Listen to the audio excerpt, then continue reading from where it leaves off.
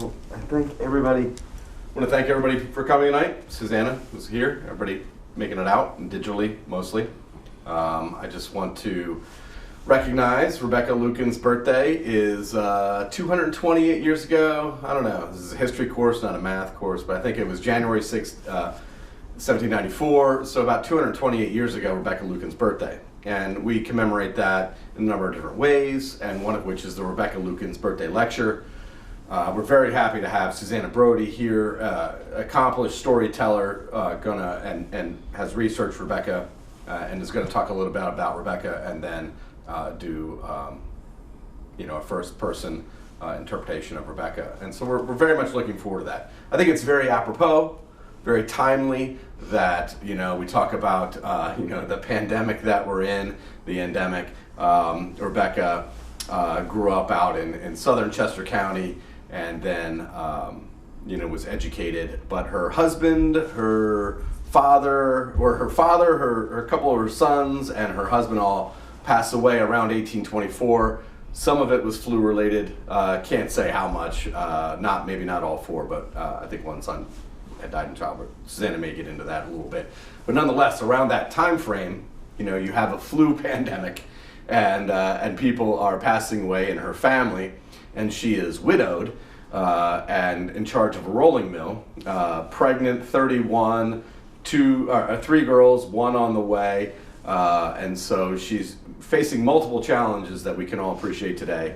But then, her struggles continue with her oldest daughter, Elizabeth, passing away when she was 14, and then Rebecca goes into a deep state of despair and puts a lot of money into the mill and the house, and positions herself for the economic challenge of 1837. So maybe Susannah will touch on that a little bit, but it's kind of similar times, different actors, I think you might say. But again, we're really appreciative of everybody tuning in, and Susannah for being here tonight to talk about Rebecca and then give us the first person interpretation. So Susannah, I'll turn the floor over to you. Thank you for coming here tonight. Thank you.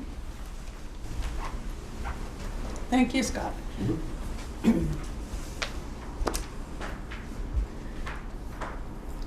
As many of you might know, Rebecca Lukens was a very, very important person to the community here. She was born in 1794. She was the oldest surviving child of Isaac Pennock and his wife, Martha Webb Pennock.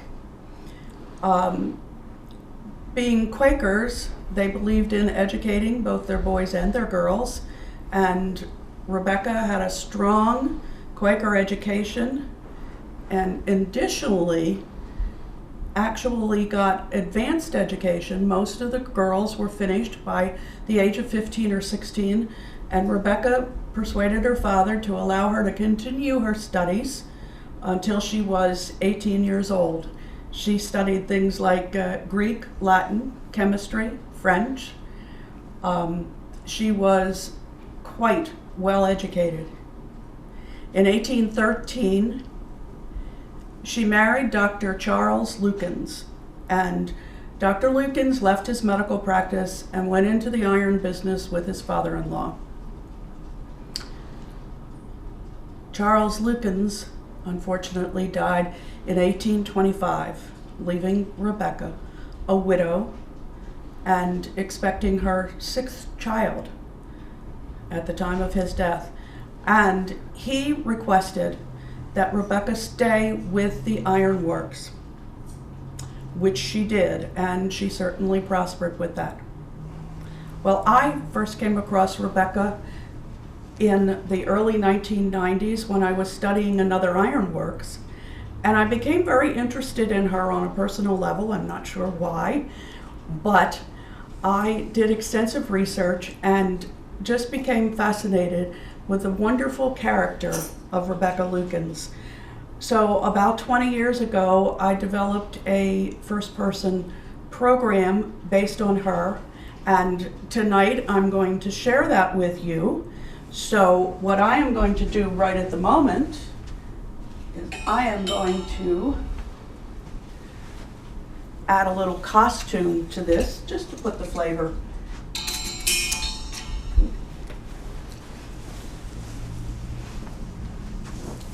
I apologize, I used to be able to do this standing up, but I can't do it anymore.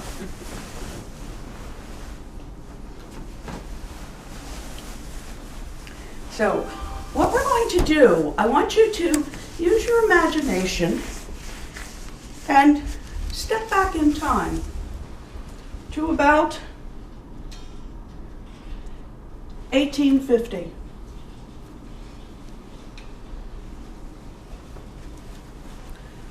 At that time, Rebecca was retired from actively running her ironworks. And for reasons you will soon learn, is somewhat melancholy in her memories. But we're going to visit with Rebecca as she reminisces. Sorry? Would help if I buttoned it correctly. On the challenges of her life. The costume, of course, helps us set the mood a little bit and helps me get into the character. Rebecca kind of resides inside me now, and we're going to invite her to come out for a visit.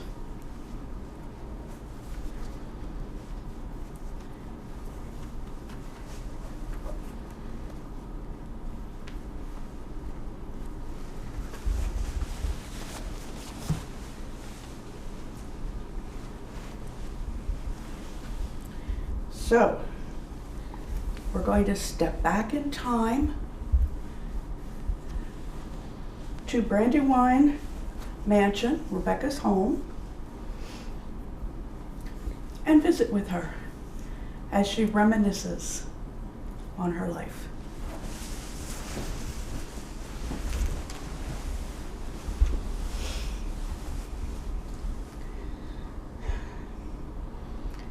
I love this room. It once held husband and children and rang with the glad and merry laughter of happy childhood. The grave has claimed them all in their young beauty, all but my two dear daughters. I live in a world of my own. And though tears will flow at the images my fancy presents, yet I love to linger, even amid the wreck of my buried joys, and remember times long gone. My earliest childhood memories involve examples of my father's indulgence. My father, Isaac Pennock, was a kind and generous man, and his affection was fondly lavished on me. Every innocent amusement was allowed me, why with my young friends and cousins, I bounded over hill and dell, as wild and joyous and carefree as youth would permit. It was a time when I neither knew nor feared misfortune. I began to learn about iron at quite an early age, for my father owned 2 ironworks among his many properties, and I was often permitted to accompany him on business trips, an activity that caused my mother much distress. After being schooled at home for years, at the age of 12, I went away to boarding school. Here, a whole new world opened for me. I was rapidly improving in my studies, at the head of my class, and a favorite of my teachers. For 6 glorious years, the world was explored with joy. I was young, ardent, and happy. Books I read, or rather eagerly devoured their contents. Stories of Hosopin and Lewis were of great interest. Shakespeare awoke the noblest feelings in my heart. I believe had I been more discreet, it might have been of incalculable advantage to me as an adult. But with no one at that time to guide my reading choices, I must admit that I have devoted a lifetime to reading everything that falls in my path.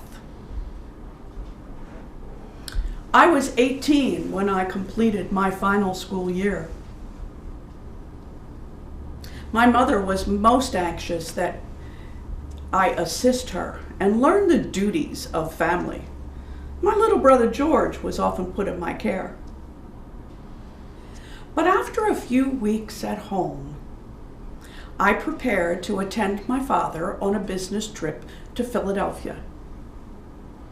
The visit to the city was a delightful one.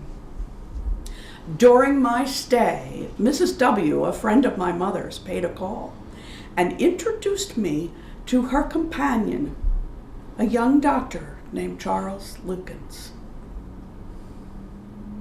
The doctor was above the common height. An air of grace and dignity were blended into his form. His hair was the deepest shade of black, his eyes hazel, his other features manly and markedly handsome. After they departed, my thoughts involuntarily returned to the conversation with the young physician with an interest that I could not quite explain. That spring gave way to early summer, and nature wore her gayest garb. I recall it was a glorious summer day. I was sitting by the window. I had just put down Scott's fascinating Lady of the Lake, which had claimed my attention for some time. Lost in my own reverie, enjoying a beautiful sunset, I didn't hear approaching footsteps till Mrs. W. startled me with her greeting. Her husband and Dr. Lukens were with her. The next few days were given to the duties of hospitality. Often in the evenings, we walked along the stream that traversed our property, and whether by accident or intent, I ever found Dr. Lukens by my side. At length, he asked if he could speak with me in private. "My dear Rebecca," said he, "I must depart first thing in the morning and return to the city. I have neglected my medical practice these last few days. But might I ask, will I be remembered in thy thoughts? Say then, dear Rebecca, might I hope to win thy love?" Shyness at first kept me silent, but a lengthy conversation followed, and when all was discussed, all explained, our plighted faith freely exchanged. Later that evening, in the privacy of my chamber, I wept tears of joy. My heart beat with a painful quickness, for I was happy, I, the happiest of happy. Dr. Lukens and I were wed at Fallowfield Meeting on March 25th, 1813. My father persuaded my new husband to leave his medical practice and join him in the iron business at the Federal Slitting Mill. I think Charles had some concerns about leaving his medical practice, but truly, he had fallen in love with rural Chester County, and I believe he was reluctant to remove his young bride too far from her childhood home. A great joy came to us with the birth of our first child, Martha, in August 1814. Meanwhile, Dr. Lukens was quite busy learning everything he could about the iron industry. In 1815, my father began to urge us to come here to Brandywine, his other ironworks. We concluded to come, I think, late in 1816, about the time our daughter Elizabeth was born. Everything was in deplorable condition about the house, mill, and farm. Repairs were urgently needed, and we bore the whole expense. Dr. Lukens was quite discouraged. I often told my father I thought it scarce right that we should have so much to do, that the ironworks should have been put in good working order before we came. Invariably, his reply was, "What you are doing for yourselves will benefit you in the future. For when I die, this ironworks will belong to you."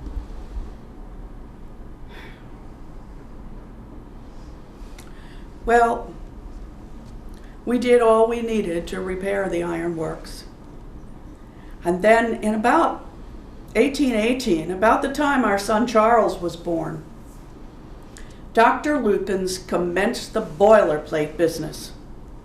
Now, this was quite risky, for it was a whole new branch of the iron industry. But he had high hopes for its success. But those were such difficult times. The high cost of repairs, the challenges in refitting the mill to roll boilerplate, but most of all, those were several years of deep personal losses. Our son Isaac was born in 1821, but died before his first birthday. Isabella was born not long after his death. It was about that same time that a spring freshet destroyed the dam that held the water that powered the mill. We had to completely rebuild the dam, replace the water wheels, and much of the other equipment. We had already invested everything in refitting the mill to roll boilerplate. Dr. Lukens borrowed heavily from my father to make all of these repairs and reconstruct the dam. And it seemed like we were just about getting back on our feet when in 1824, my father, Isaac Pennock, died. His will did not clearly state that the ironworks would be mine. He left farms to my two brothers, even though George was still a minor. But all the rest of his holdings were put in the care of our mother, with a codicil that had been recently added to the will, indicating that when my sister Mary Ann came of age, other real estate could be divided among the daughters.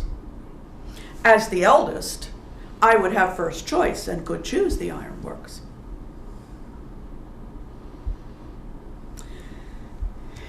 In 1825, our darling son Charles died at the age of 7. His death had a devastating effect on my health, and I soon learned I was expecting another child. Then in the summer of that same year, 1825, I lost my dear and excellent husband and commenced my long, bitter, lonely struggle with life. This parting by death is a sorrowful thing for those that are left behind to mourn the loss of what gave them pleasure in life. I will not dwell on my feelings back then, but when I looked around me, there was difficulty and danger on every side. An examination of the estate showed serious deficiencies when the books were looked at.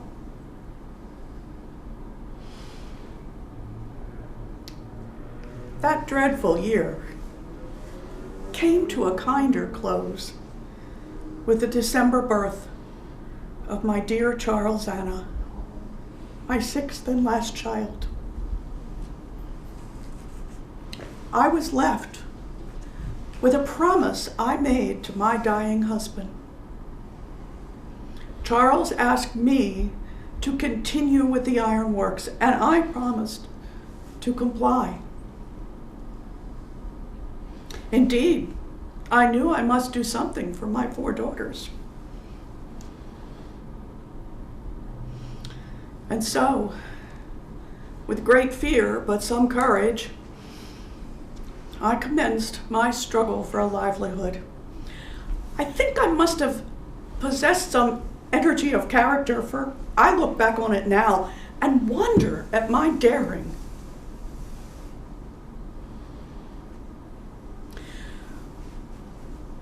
My mother thought I was unfit to carry on such a concern.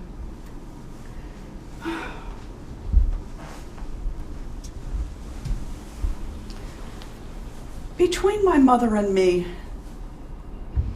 there has never been that familiarity of endearment that ought to exist between parent and child. I well imagine in her youth she must have possessed many fine attractions. Her intellect was superior, though her education sadly neglected. My mother possessed a vigorous and powerful mind. She thought I should leave Brandywine, that it would be folly for me to remain. She also insisted that I immediately pay back the full amount of the claim my father's estate held against my husband. I told her it would be done as soon as practical, along with everything else that was owed. Necessity is a stern taskmistress, and my every want gave me courage. Besides, I had made a promise to my dying husband. And where else were we to go? Pennock relatives were reluctant to assist me in this folly. But my husband's younger brother Solomon came to my rescue. Dear Solomon, he supervised the workers and persuaded them to stay. He helped me deal with my creditors, and he assisted me in dealing with my Pennock relatives. He served as a father to my 4 daughters. Dear Solomon came to help out in an emergency and stayed for 15 years. He was there to assist when we decided that we must completely rebuild the mill. And he was there to offer comfort and support when my daughter Elizabeth died of scarlet fever at the age of 15.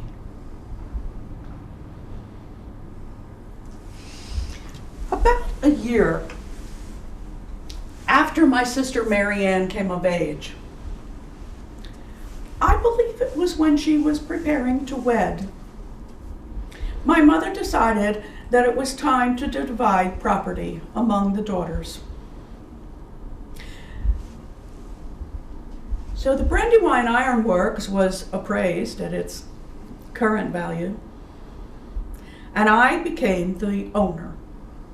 Now, I had already paid my mother well over $4,000 during that time. And I became the owner of the Brandywine Iron Works and Nail Factory on the condition that I pay My sisters, Sarah Pennock and Martha Coates, some $5,000, being the amount needed to equalize their share of real estate with the current improved value of the ironworks. But by the 1830s, the old mill had just about fallen down. Solomon and I decided that there was nothing to do but build a new mill. So with Solomon's help, I have completely rebuilt the mill. It was about that same time that the Pennsylvania legislature ordered the construction of the Philadelphia to Columbia Railroad, one of America's first railroad lines. It went through Coatesville, right near our mill, allowing me to now not only ship my iron products far distances, but in the near future, we also had a thriving business with the railroad providing the boilerplate needed for their steam engines. Now, I have built a superior mill, though a plain one, and our character for rolling boilerplate became known as being the first in the nation. But beginning in 1837, we experienced a few years of economic difficulties along with the rest of the nation. Cheap iron was being imported, leaving home businesses like Brandywine without protective tariffs. I lobbied for those tariffs. Solomon and I even had our men march in the streets. Solomon provided the banners, and of course, they had the time off from work. To no avail, though. Having already amassed a considerable supply of boilerplate, I stopped producing more, for there was no market. And during those years, I put my men to work, maintaining and improving the equipment, repairing the dam, and ultimately working on the farm. It was during that same time that we faced our most serious legal challenge to our new neighbors to the north, who challenged my rights to the dam that powered the ironworks and had for more than 25 years. When all this was resolved and we looked forward to peace and harmony and return to prosperity, Solomon decided that it was time to leave and move on after assisting me for 15 years. The books at that time were competently in the hands of my daughter Martha, who joined the firm immediately upon finishing her schooling. But once the economy recovered, the business was growing at such a quick and large extent that Martha felt it was just too much for her. So briefly, she agreed instead to manage my household for me. What a joy she has been to her mother. And then Martha fell in love. I was so happy for her when she gave her affection to Abraham Gibbons, a young man of sterling character.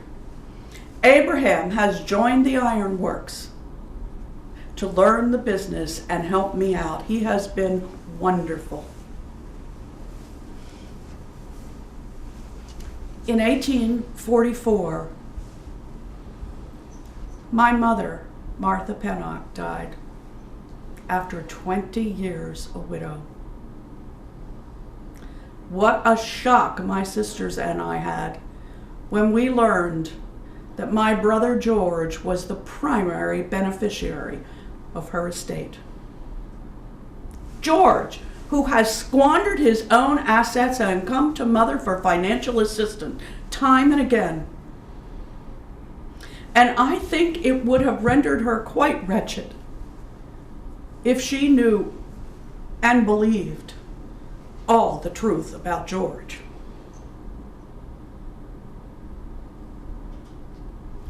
Now, George is claiming that I received advancements from our father's estate, left in the care of our mother, for the benefit of all the children.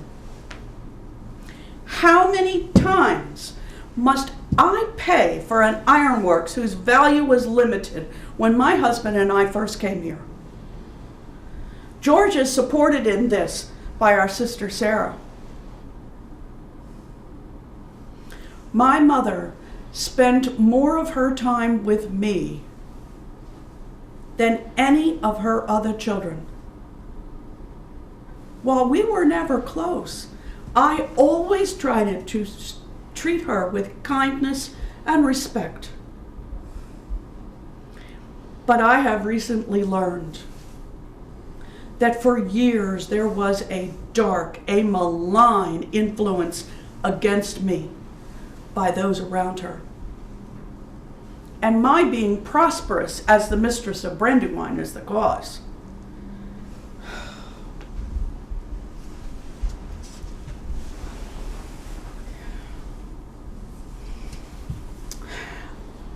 I worry about these constant struggles between home, farm, business. Have I done enough for my daughters? They seem content. I must smile when I see how happy Martha is with her Abraham. He has joined me as full partner, allowing me to finally back off a bit and get some rest. In 1848, Isabella married Dr. Charles Houston, and Charles Anna married Dr. William Tingley.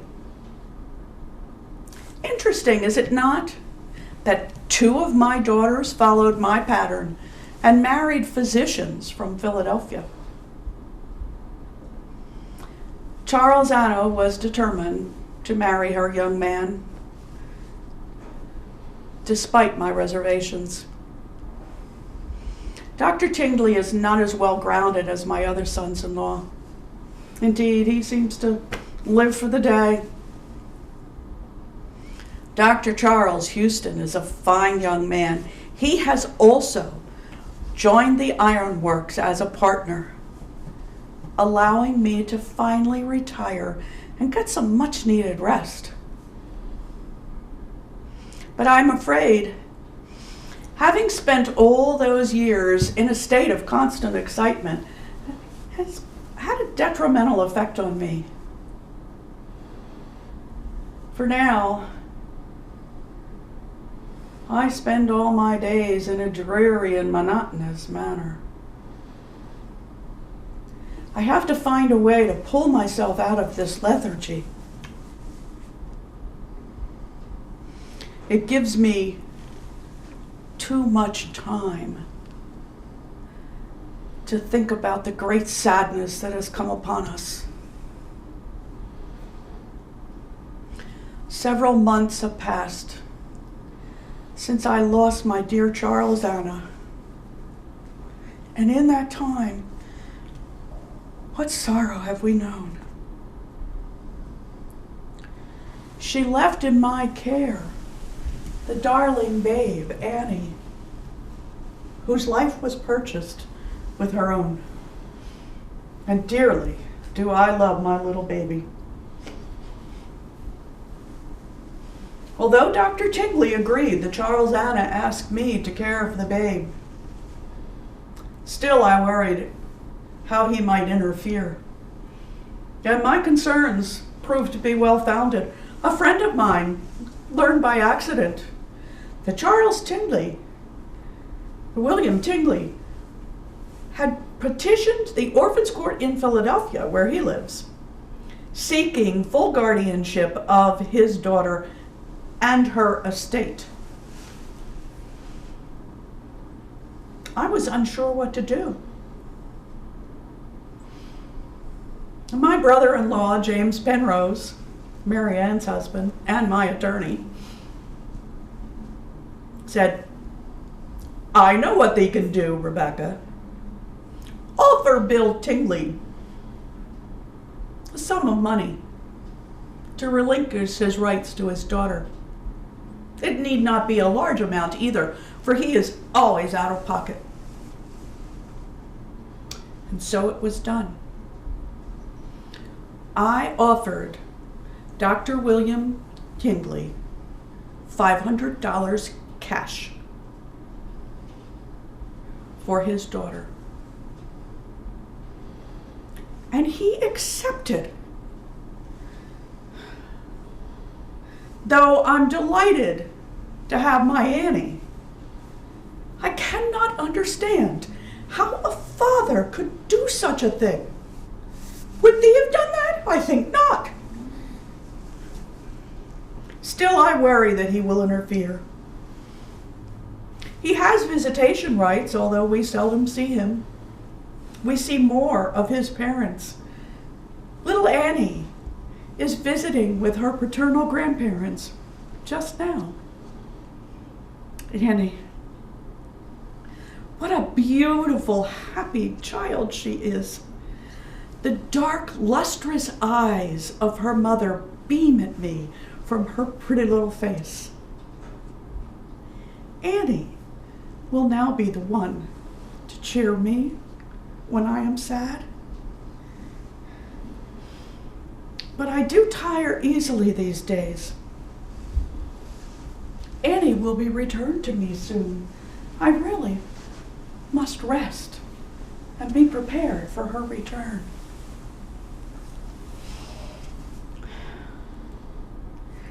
I love this room.